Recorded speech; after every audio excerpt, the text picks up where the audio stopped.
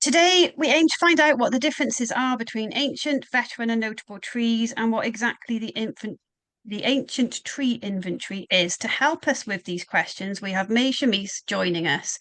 May is the Woodland Trust Citizen Science Officer with a focus on the ancient tree inventory.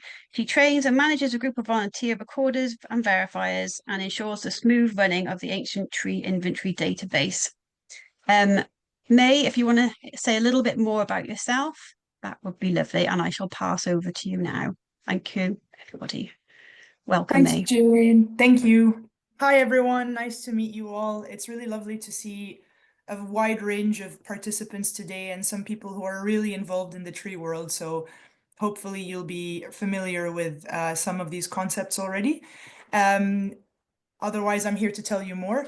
So yeah, as Jane said, I'm May Chamais. I am based in Oxford, but I manage the UK nationwide project that is the Ancient Tree Inventory. It's a citizen science project, and we're very busy on this project. And hopefully we can inspire you and tell you a little bit more about what we do so that you might also be interested in recording some ancient and veteran trees in Wales. So a bit about me, I'm a conservation biologist, and I studied ecology. I started off in the tree world, but more to do more in tree planting. So I dealt with very young trees. So this has been an amazing change, and I've been on the project for 2 years now almost. And yeah, I'm going to start sharing my presentation. So please, Jane, let me know if you can see it when I do. Can everybody see that? Yeah, you need to make it bigger, as in, yeah, press the play. Yes. Yeah, Okay, that's perfect. You're good. great. Thank you so much. So yeah, as I said, welcome. So today we're going to talk about how we can recognize ancient, veteran, and notable trees. So I'll tell you a bit more about these categories and what the difference is between these types of trees that we kind of uh, we've identified and we put on the ancient tree inventory. And I'll tell you more about the purpose of the ancient tree inventory and the and other things. And hopefully you'll see some great photos of trees as well in the meantime. So yeah, again, I am citizen science officer, so I do the day-to-day running of the project, and that includes training from as high up as the Highlands in Scotland to the south west and Wales. And we also train in Northern Ireland as well, and all of England. So it's a busy project. So I'm gonna get straight into what you might already ask yourself, or you might already know, but the main question would be, what is an ancient tree? So a little bit about the life stage model. Ooh, sorry. A little bit about the life stage model. So this is basically a simplified version of a number of different models that have cropped up over the years. And it kind of looks into the tree's life in three main stages.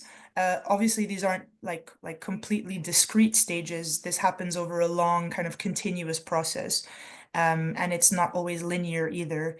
But we start to think of a tree as ancient once a tree has reached beyond maturity into the ancient life phase, or the third life phase. So it's basically older in comparison to other trees of the same species, and there are kind of telltale signs of that.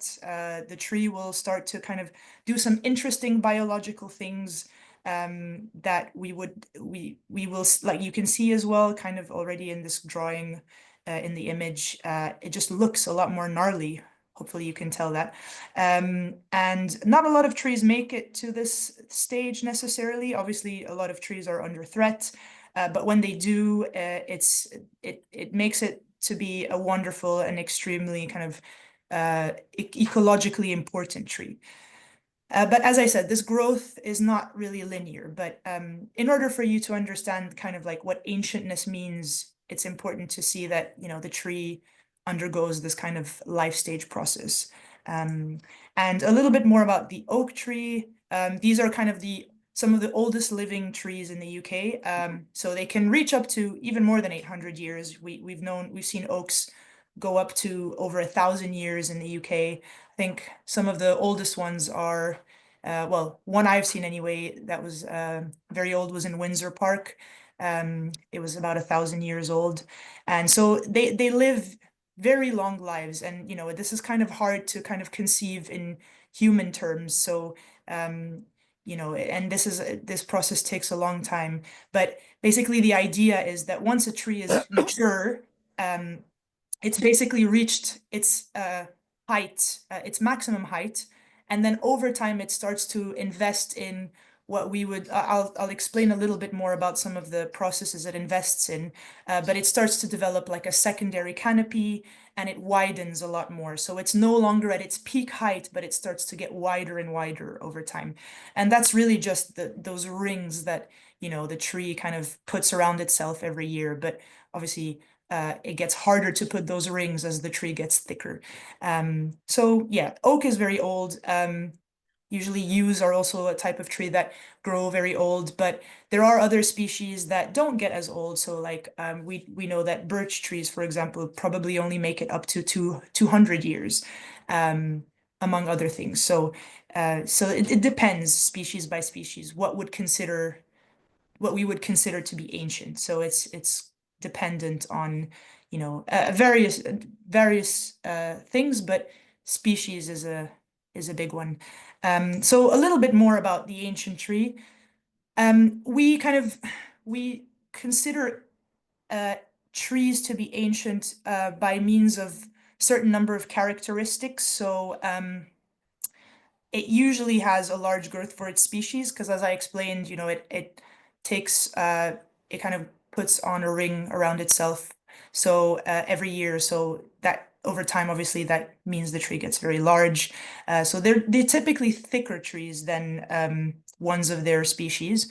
They have well-developed wood decay characteristics. So decay is a very natural process that the tree undergoes over time. It's due to decay, kind of like fungi that will grow on the tree that will cause things like heart rot. So it will break down the heartwood on the inside of the tree, but that's entirely natural. So nothing to be worried about. There is also such a it's a phenomenon as well called crown retrenchment that will happen. So as I mentioned, like the tree no longer kind of invests in that primary canopy, but it starts to kind of look like it's being weighed down. It looks more squat and lower down. And that's because it's growing more from like lower down than it would from higher up over time. It's typically hollow. Most ancient trees will have hollow, whether you can see it from the outside or you can't, and it's just hollow. Yeah, this is very normal. And other things like holes and water pockets will grow and form. Can everybody still hear me okay? Yep, we can still hear you fine. Yep. Okay, thank you. And then one thing they'll also do, interestingly, is show functional units. So what that means is basically they split into different columns, and this is kind of their way of continuing on their lives. So, in a way, when we get older, our skin kind of gets more prune-like, I suppose. Trees just tend to kind of split up into these different columns the older they get. So that's a sign of an ancient tree as well. And they have gnarly bark, so they just have a typically gnarly appearance. So if you see in the upper right, that's the old knobbly, which is an ancient lapsed pollard. And it shows that it is significantly old. And you can see that because it's clearly hollow in the middle, and has lots of gnarly bark. And then there's on the left side you have a large ancient lime discovered by Forestry England, in Yorkshire. So yeah, this clearly shows the functional units, and suckering as well, which is an interesting phenomenon where the tree's branches will reroot and then form a new trunk over time. Um, so yeah, just to kind of exemplify that more with some images, obviously this is a large girth tree. This is an oak tree. I don't know exactly where it is, but yeah, you could probably put this person, you could clone this person maybe 4 or 5 times, and then that's when they'd be able to hold hands around that tree. Uh, and then just an example of what retrenchment looks like. So yeah, again, this is reorganization of the crown to adapt to that older age. So it has that kind of secondary crown, as you can see. And then if you can see the remnants of the primary crown, so that kind of branch that sticks out without any leaves on the top of that tree is what was left of the primary crown. It's lost its leaves, but it's kind of like what we call a stag head or stag headedness, which is again a sign of ancientness. And it's incredibly important. I mean, this is kind of decaying wood. These branches probably are hollowing as you know as the tree ages. So all of that is important and needs to kind of be retained. And I'll explain why in a bit. And then as well, someone said that they worked in a churchyard. So this is a typical tree that you would find in an old churchyard, so a yew tree, and a great example of what you would expect when a tree is hollowing. So yew trees do a good job at really showing hollowing, but it takes a long time for us to be able to see that because they grow to a very great age. I think some yew trees can reach up to 3,000 years old. So but yes, so an example of hollowing. And as I said, it's sometimes visible, but it's not always visible. You can sometimes tell if there's like an opening in the trunk. So look out for that. Um, yes, but sometimes you can see right through and you can step inside. And I mean, there have been historical accounts of people having tea parties inside of trees. So yeah, and as I said, hollowing is a decay process. Primarily of heartwood, and it's basically a way that the tree continues on its life. So it's fully natural. Um, and finally, just the functional units. So again, as I said, that kind of you can see in this image that you have these separate kind of vertical units that still connect to each other and are still part of the tree. But over time, if you're looking at this tree and it starts hollowing as well and fragmenting. Sometimes if you're looking at a really old tree, you're not really always able to tell if that's part of the same tree or are they two separate trees. So when it gets really, really kind of old and broken down, sometimes it just looks like two separate trees or even a young tree. So trees are amazing in that they're really able to kind of carry on in a way that, if we cut off our a limb, like we wouldn't be able to regrow it, whereas trees can layer and sucker and reroot and all things like that. So yeah, incredible kind of adaptive features. Um, so we have obviously we talk about the kind of the the star of all trees, which is the ancient tree, but we also have other trees that we focus on the ancient tree inventory, and is also part of kind of legislature across different platforms, and are trees that deserve protecting in their own right. So we have the veteran tree. Um, so interestingly, not all countries use this term veteran. Different countries will kind of value trees in different ways and have different names for them. But veteran is a term that's used often in the UK, and it describes a tree that is in its mature life stage, um, and it has kind of a typically a girth within a mature range. It can have a larger girth, but it wouldn't be as kind of big and thick as your ancient tree. But what makes it veteran and what makes it important is that it has that kind of the significant decay features that I mentioned, like rot, so heart rot, so hollowing, and then it'll also do things like hollow in the crown as well, or it will have lots of holes and water pockets. So in this case, as you see in the photo on the left, like the tree is it's an oak tree, so it's still within the kind of range of the mature oak. But for whatever reason in its life, probably due to stress or maybe some kind of like root compaction, it started that hollowing process prematurely. So that can happen. And so even though this tree isn't old, it's still kind of very interesting looking and holds a lot of value as well, ecologically speaking. So these are ecologically important trees because they kind of retain quite a lot of different micro habitats for species. So we don't want to ignore them. Yeah, so they are mentioned, and they are the majority of the trees that we have on the ancient tree inventory as well. So we have around 150,000 of these records, as opposed to kind of 20,000 for ancient trees, which is about 10%, which is what we've modeled and what we've been able to. That's quite normal. You would have a lot more veteran trees than you would ancient. Um, so. As well, there is the notable category, which is mature. So it's a mature tree. There aren't like massive signs of decay.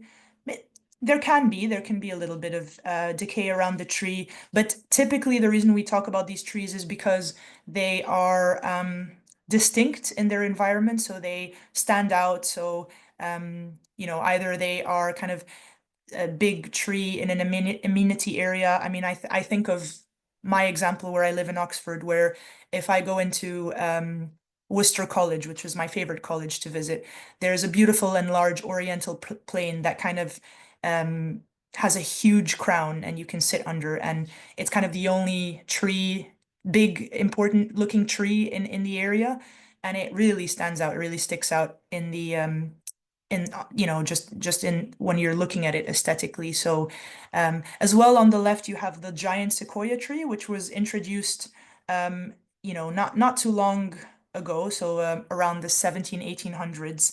And so these trees typically live very long, and their ancient counterparts in California are thousands of years old, but in the UK they're not as old. They're very big, and they do very well in this country, sorry, in Wales and in England and in the UK in general.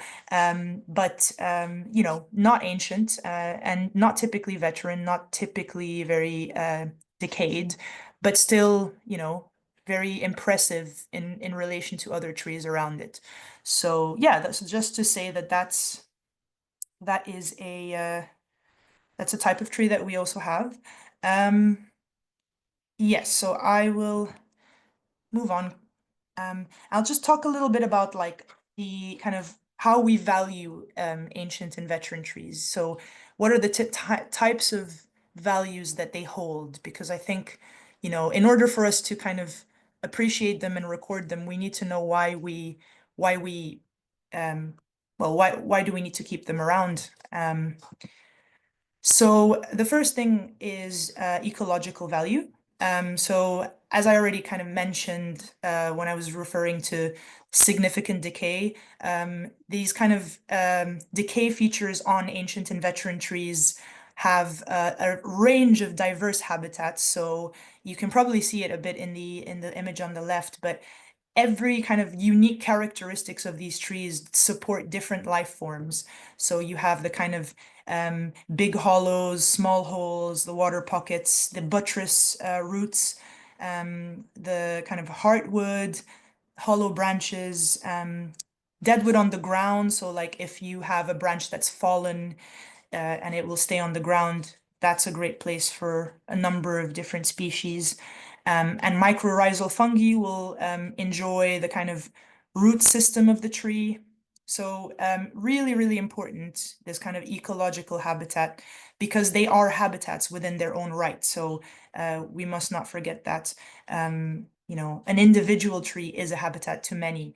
And so just a few examples of what live on trees.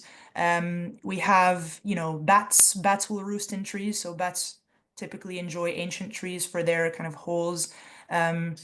We can see the stag beetle as well.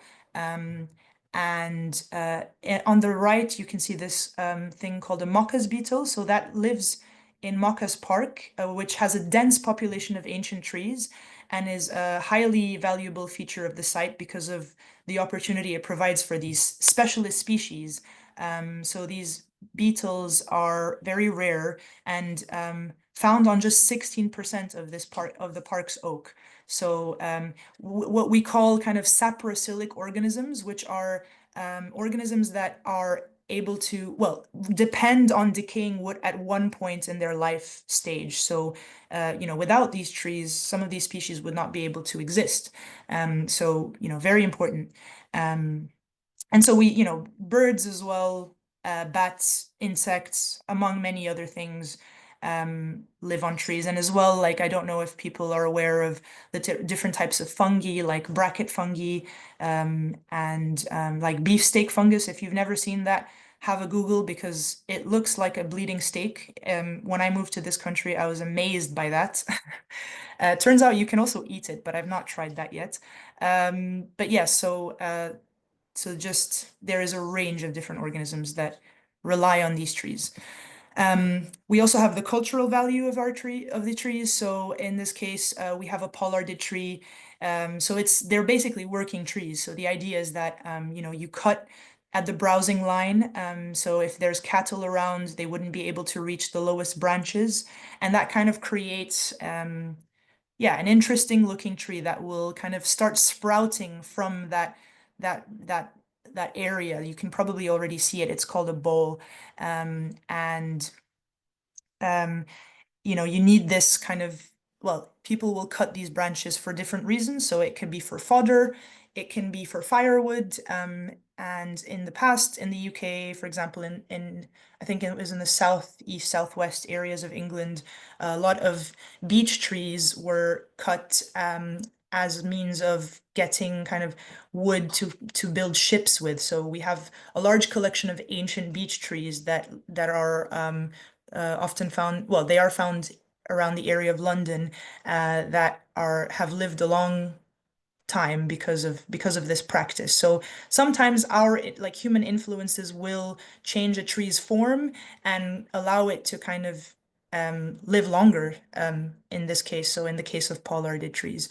Um, and an example that is a lot closer by, the winner of the Tree of the Year competition in 2023. This is a sweet chestnut tree in Wrexham, and it's 484 years old. It's found in Acton Park, and it stood since the reign of Queen Elizabeth I.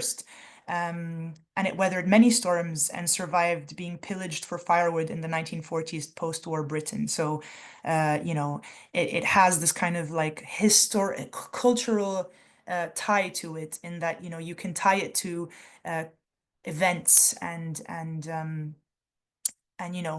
uh, we have other things like trees that provide kind of like wishing trees. So people will tie ribbons around trees. Um, like school children will do that, or you have trees that are related to arts. Like you'll find certain trees in album covers and books. So like for example, there's a group of trees called the Fraternal Four, which I think were either in William Wordsworth's work, or he was inspired by them. So we're always inspired by trees, and it comes out in our music, literature, and art. Um, and finally, a bit about like valuing trees based on their history. They live for a very long time, so they accompany not just us, but our ancestors as well. This is a very famous tree, if not maybe the most famous oak tree there is, the major oak, which is found in Sherwood Forest. I think someone works in Sherwood. I think I saw that in the chat. And it's linked to mythology and Robin Hood. And if you see here, there's like a very historical image of Victorian tree workers installing braces on this tree. So hence why it has the braces. So lots of really great old images emerging from the 1920s next to this tree. And as well, we have a sweet chestnut tree that appeared in a painting approximately 250 years ago. This is the Totworth chestnut. It's an ancient tree, and even back then it looked ancient. So I wonder what it looks like now. But yeah, this kind of watercolor image is found in the British Museum, and this is what it looks like today. So it's over 12 meters thick in its girth, and so it still stands today. But obviously, it looks a lot more kind of decayed. But yes, these are very, very old trees sometimes. So we're gonna swing into talking more about the ancient tree inventory, or we say ATI because ancient tree inventory is a mouthful, but I'll tell you a little bit more about the project and what we do. Okay. Um, so the ancient tree inventory is a project that emerged 20 years ago.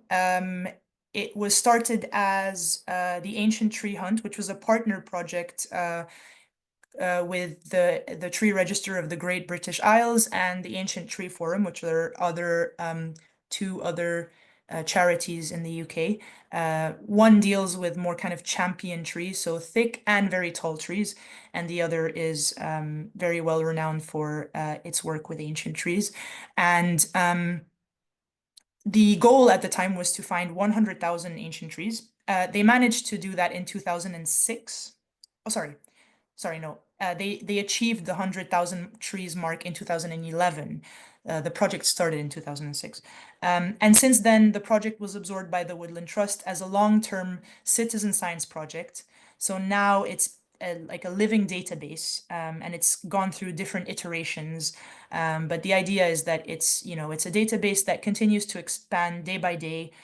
We add more and more trees on it every day, and we aim to find and record ancient, veteran, and notable trees in the UK. So currently we're at about 230,000 records, which is I think it's slightly more now, actually.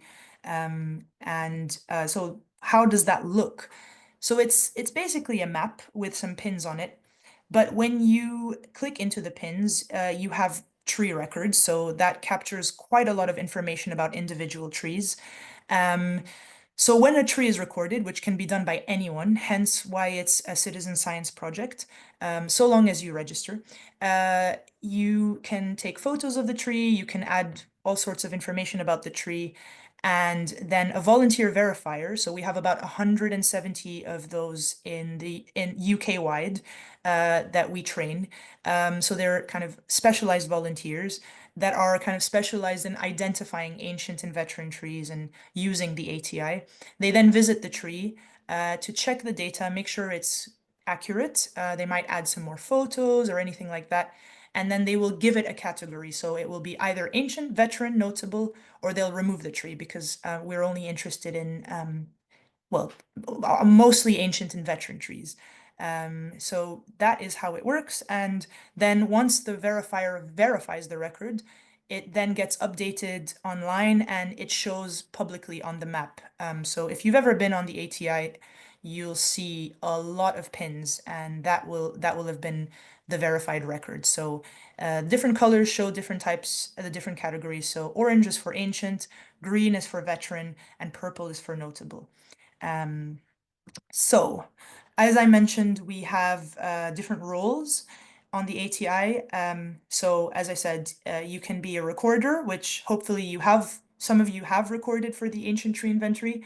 You might be interested in being a verifier, so in which case, we train people to it's quite a long training. It takes about 4 weeks, where we kind of meet every week and we have homework and things. And that will kind of empower you to be able to go out and visit trees and verify them. And then we have lead verifiers. So these are people that tend to kind of take on a larger role in that they do more organizing, or they might serve as kind of a first point of contact for verifiers in their area, because we kind of split the networks into sub networks, kind of. So there is a Wales network as well that is budding and growing. We recently we have about 10 new Wales verifiers. So yeah, hopefully that will lead to a lot more records being verified in Wales, because we have a lot of records in Wales. We just didn't have a lot of verifiers historically. So, and just to say, if you are interested in that, we do it once a year. So you will, it's already happened. You'll have to apply next year in the spring, but it's well worth it, I think. Um, and so, what is the purpose? Why do we need the ancient tree inventory? What's the idea behind kind of having this tool? So that's what it is. First and foremost, it acts as a conservation tool. So it really helps to kind of keep track of the numbers of these ancient and veteran trees, their species, their size and age, their distribution, their change over time. For example, if we record a tree in 2006 and then it gets uh, it, it gets felled. I got some in Oh, my bag. it gets felled by a storm or something, we'd like to know the rate of loss of some of these trees. So that's important, and it helps to kind of inform environmental management as well. It helps with site management plans. So in this case, we have two kind of ancient trees next to each other, and there's a bike path running between them. So is that smart? Is that kind of compacting the roots of these trees? You know, we can, by knowing where these trees are, we can make these kind of decisions. And they inform things like infrastructure and utilities and planning applications as well. So a bit about planning applications and tree protection. At the moment, there isn't kind of like a official legal protection for ancient and veteran trees. The closest we have is the Tree Preservation Order, but I should say that that isn't granted to all ancient and veteran trees. And it only applies to amenity residential areas. So you wouldn't find this typically on someone's private land. And although it can help to keep the tree safe, the council can revoke it, and in which case the tree could still get felled. We also have the National Planning Policy Framework, which only applies to planning applications. So planning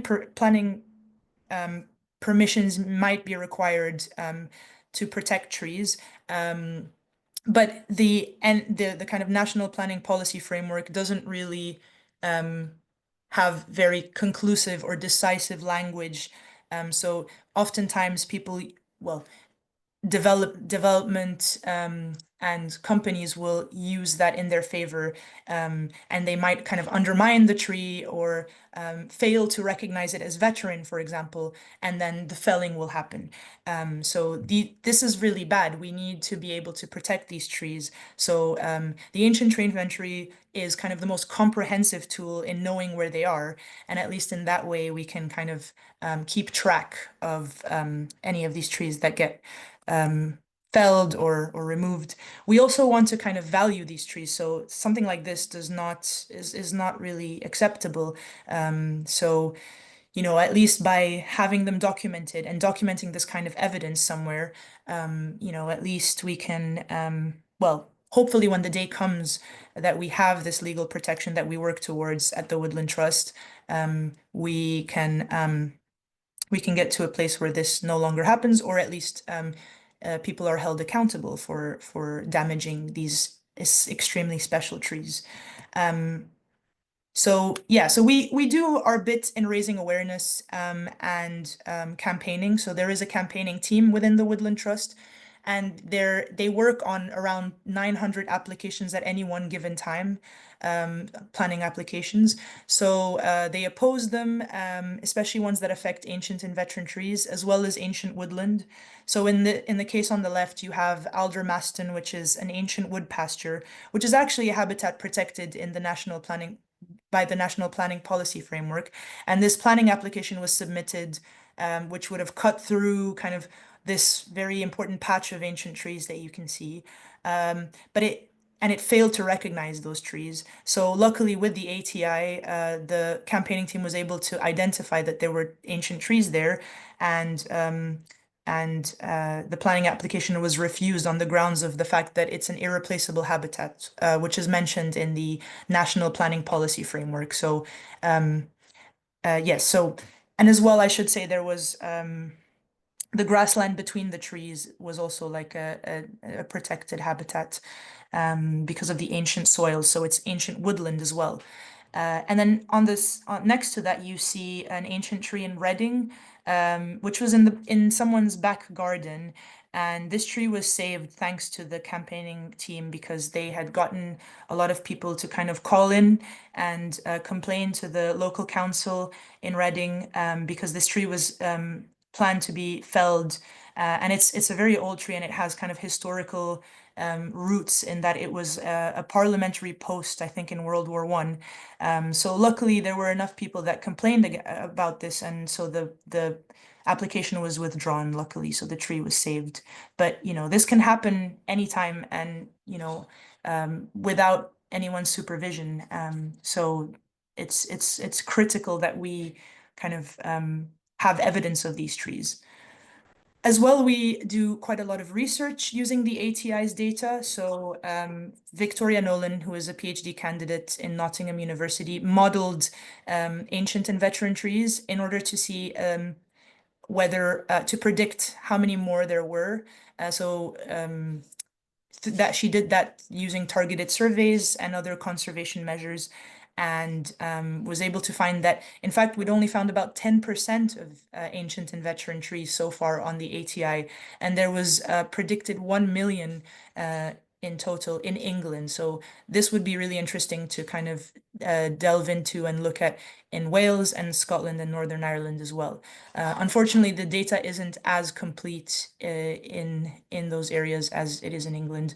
It's very easy to find ancient oaks in England, especially in the south. It gets a lot harder as you go higher up in uplands and other areas. And then we also had this kind of next to that, the Scatter project, which was I think finished last year, and it was a project done by people at UCL, so postgraduate researchers. They were quantifying carbon content of ancient trees using LiDAR scanning, so laser, and they used the ATI to locate a group of ancient trees. And the good thing about this is it kind of helped to 3D model these trees as well. So if you look into the Scatter project, you'll be able to find some really cool 3D videos of these trees. And the idea is to kind of understand how carbon is stored in these kind of more burly and gnarly trees, because it's not the same, you wouldn't calculate that the same way you would a mature tree, which has a lot more of a kind of continuous trunk as you go up the tree. And other publications, so things like Ancient Oak, written by Alios Farion.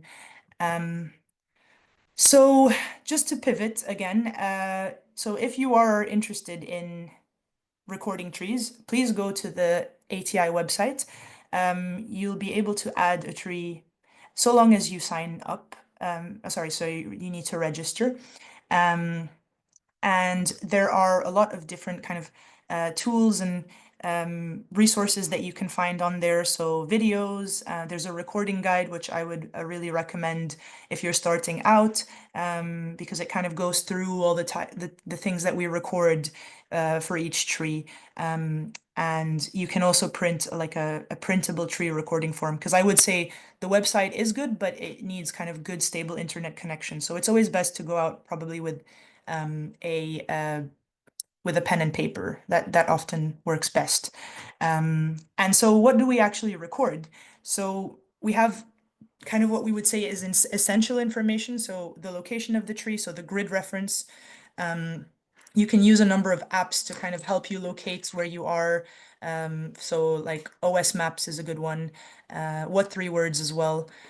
So we need the genus and species of the tree, the girth. So typically you would use a measuring tape to go around the tree. And that really helps because it kind of helps you walk around the tree and notice it better and kind of observe it and see more of it than you would if you just stood in one place. But you can also estimate the girth if you don't have a tape measure, or you're on private land and you can't actually get to the tree.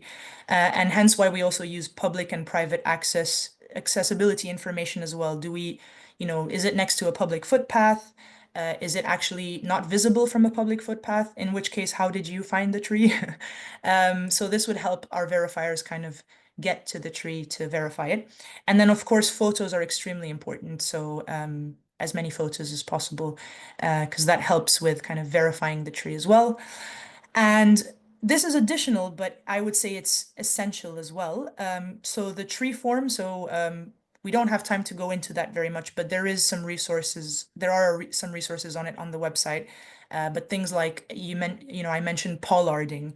A tree can be a pollard as a tree form, but among other things. A tree condition, so that's very important. It's basically saying how much deadwood is on and around the tree. Is it hollowing? So these are all really important parts of completing the assessment. And then things like epiphytes, fungi, and evidence of bats and invertebrates. So, is there fungi growing on it? Is there lichen? Do you see any bat holes? That's quite hard to identify, but if you see things like that, please do record it. So I'm gonna stop talking actually because I think I've gone, well, I don't think we're still okay with time, but I wanted to do a little bit of a quiz with everybody. So you've heard me talk a lot at you about the 3 categories of trees. So now it's your turn to tell me what you think the tree is. So if you can guess what the category is. So I'll show you 4 pictures. And then I think maybe Jane will probably help me with this because I can't see the chat.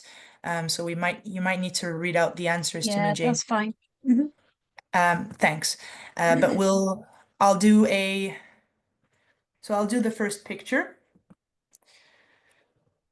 All right. And then I'll tell you immediately. Oh, no. Sorry.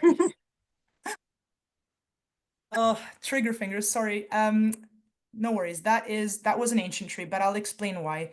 I'll just go back there. We have a few more guesses, so but yeah, the reason it's an ancient tree is because it's a very old pollard, and that's often a sign that that's quite an old tree. It's also very fragmented, so it looks like it has already hollowed out, and part of the trunk is already kind of decayed away. So it's small, but it's what you would. So that's one tree that's Yes. hollowed and it looks like 3. It looks like 3 trees. That's Yeah. right. Yeah. Yeah. Yeah. So that's an ancient, I think it's a hollow ash pollard in the Cotswolds. Okay. I will be careful next time I press. Okay. Okay. Hopefully. Okay. So please give me your suggestions for this tree. Is it ancient? Is it veteran? Or is it notable? Veteran, I think most people are going for. Okay. Is Do you that want to everyone's? say why? Do you want people to say what? Or 2 people said notable now. Do people All want to right. give their reasons why they think that? Yeah, it's a mix between notable and veteran. I can see why people would think that they would swing with between the 2 of those. It is a veteran tree. So yay, veteran. I mean, you wouldn't be wrong just based on the photographic evidence at least that this could be a notable. But the reason I'll say that it is a veteran is, if I could just go back to it, is if you can kind of see it's kind of invested a little bit in that secondary crown. It's got deadwood a bit as well in the crown. I don't know if you can see that in that kind of upper image, but it does have kind of the stag-headedness appearance, but it's on its Yes. way there. So it's not ancient and certainly not notable because it does also have a bit of it's got a girth to it as well. So yeah, I mean I think that was a tricky one, guys, and I'm sorry about that. But well done for those of you who said veteran. And then moving on, yeah, our third tree. Any minute now. Yeah, what do we think? Ancient. Ancient, okay. Any other guesses? We've got one ancient. Ancient as it's fragmented. Okay. Someone's got veteran, doesn't look very old. Ancient split trunk, veteran, veteran. So this one, I've tricked you. Um, it is a notable tree. The reason for its splitness is I think, well, I don't entirely remember, but it has been split, but it's not as a result of hollowing. Sorry, that's that's a bit misleading. But the idea is that the crown has kind of stayed the same. It's mature, and it would have split down either because I think there's been maybe some storm damage or something, but I want you to kind of look at the, kind of the crown and to be honest, this wasn't a fair one. You know what?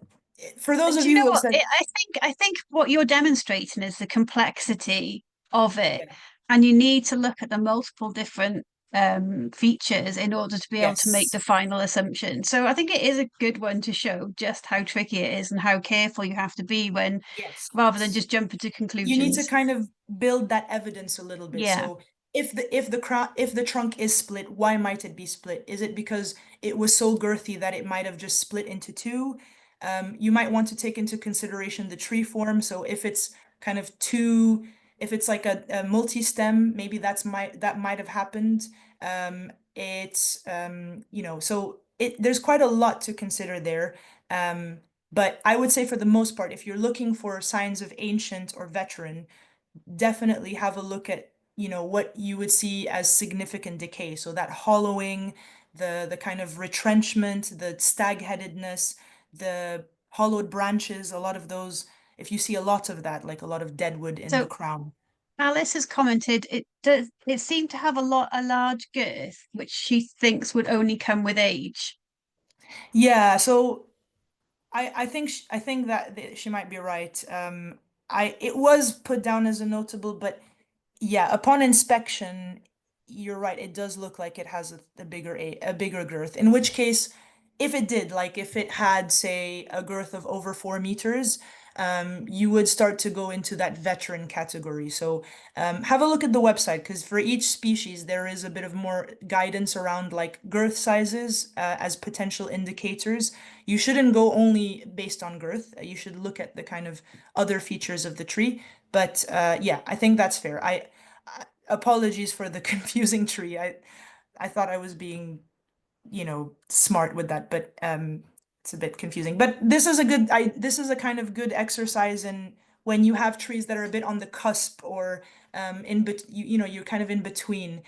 When you're not sure, always try to kind of downgrade the category. I mean, I say downgrade, it's not like veterans are better than ancients or anything, but um, you want enough kind of evidence to show. So, I mean, in this case, right, this is a tree in Bradgate Park in Loughborough. What do people think? Ancient. Do Yeah, you want to give reasons why you think it's ancient, people? Just so we can see how hollowed out. Yeah. yeah. Hollow, Gnarly, gnarly, yeah, correct. collapsed crown, Yeah, yeah, girth hollowed and gnarly, signs of decay, yep. Good, good. Um, yeah, retrenched. retrenched, yes. Must be ancient, big girth, hollow, bare branches. Yeah, yeah. So the ancients are quite easy to find because they tend to be the more kind of intense looking trees. So in this case, yeah, this is an ancient oak tree in Bradgate Park. I think it might be the oldest one there. So maybe about 800 to 900 years old potentially. Although it is very hard to kind of guess the age of these trees because typically you would core a tree and count the rings. You can't really do that for these trees because they lose the ring count through the hollowing process. So it's quite hard. Um, so yeah, so I'm going to stop there. Hopefully that's given you some food for thought and a curiosity to um, to uh, to explore. I think I'll hand over now to Jane because you have some in-person training events coming up, which is We exciting. do. Yep. So I'm just going to quickly pop these into the chat for you. So we got one on the 9th in Egloisfach. That's currently fully booked, but we can put you on a waiting list. That's on the 9th. The one on the 17th is in Mainfrogus at Plas Tannabuch, just near Blaenau Festiniog. So that one shouldn't have, unless there's people have booked on already because they follow my Eventbrite page, which I know a few of you do.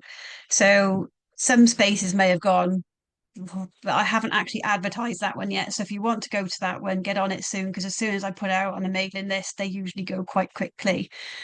So that's that as far as the trading events are concerned. Sorry, I'm just trying to Sorry, Sarah, I just that's what I'm just trying to see the questions. There's another question popped up. Sarah, yeah, we don't mind where you are. You're welcome to attend. Yes, so going back to the questions, because we have got some questions that were asked. But my mouse it's like the slowest mouse in the world. I think I need to get a new one. I'm trying to scroll back up. There were a few questions. How many saprophytic organisms rely on British native trees? I did give this a quick Google if you don't know off the top of your head, May. or I don't, sorry. That's okay. I'll answer that one then. So, a large number of saprophytic, if I'm pronouncing it right, sporosthetic, I'm not sure. Organisms rely on British native trees. Some species are entirely dependent on specific trees, like oaks. For example, the oak can support a massive 2,300 different species, including 326 that solely rely on them themselves. So that answers that question for you in part. Oh, thank There you. are That's okay. There are other species which have very species that completely rely on them as well. But if you give it a Google, there's quite a lot of information out there and on the Coed Cadw pages as well. The next question was, how is the major oak? I think Laura answered that a little bit in the chat, but I don't know if you know any more, particularly with that tree. I think I just know that it's struggling as well, and that I think it's probably due to like different stressors. Although yeah, I think Laura answered that. Oh yeah, so compaction, yes, and then extreme drought events as well. So yeah, Yeah. it's looking poorly, but hopefully it makes Um, it. Yeah, okay. One of the other things which no one's actually asked the question, but funnily enough, Laura's just mentioned in the comments, which I noted to bring up as well. Being in Wales, we have quite a lot of trees that grow on high ground. So Brian, who does some of the training for us in Wales, obviously is more specialised to where we are, and he lives in the mountains. So he quite often says in his training about the differences of ancient features and notable features as you go up in altitude. So I don't know if you want to quickly mention something about how trees look different when they're higher up as Yeah, features, so perhaps. there is evidence of like that those features being less noticeable in with increasing elevation. I think typically because they're slower growing. So what you would expect as like in good kind of soil conditions to produce like these kind of bigger, large girth trees doesn't apply as much to upland areas. But you will still see signs. So you'll see the hollowing, you'll see like the lichen and things growing on the tree. The only thing I would say is probably what's trickier to identify, and we still haven't really made much guidance around this really. So there's work to do around that. But like the coniferous trees, so if you go into certain areas of Scotland, there will be like Scots pine trees that are hundreds of years old, but they wouldn't necessarily look it because they don't have those kind of typical telltale signs of ancient and veteranness. So that's yet to be kind of we don't have that much scientific evidence to support, identifying these trees a lot easier, but a lot easier, sorry. But with upland trees, typically if you see like your kind of hawthorn trees or alder or I'm trying to think of like smaller girth trees typically, you would still be able to see that kind of hollowing happening in the branches, in the trunk. Oh, thank you, Beth, and thanks for joining. So Yeah, yeah, thanks for hopefully that. that hopefully that answers it. I mean, I think Yeah, it is trickier. It's a lot trickier when you go into upland yeah. areas. I just thought I'd mention it because obviously being in Wales, particularly where we're looking at having the training, it is a little bit different. So another question from Damien. At what point would you consider intervening in a veteran hollow tree by retrenchment pruning to avoid catastrophic failure resulting in the loss of the tree?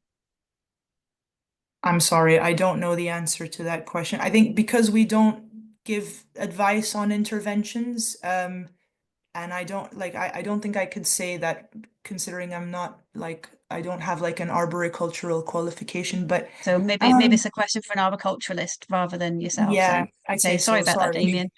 That's all right. I think the other ones are more sort of technical, as in like the training itself. I'm going to stop recording now.